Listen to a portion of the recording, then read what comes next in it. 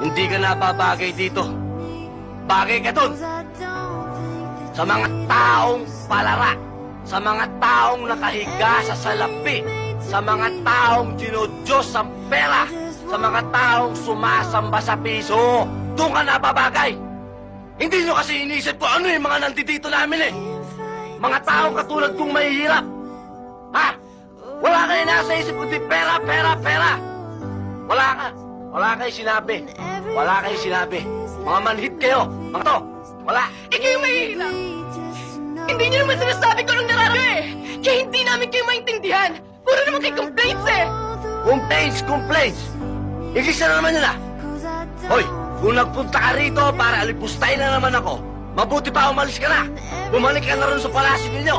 At hinihintay ka na ng mahal na hari, ng mga duki mo, at ng mga prinsipe mong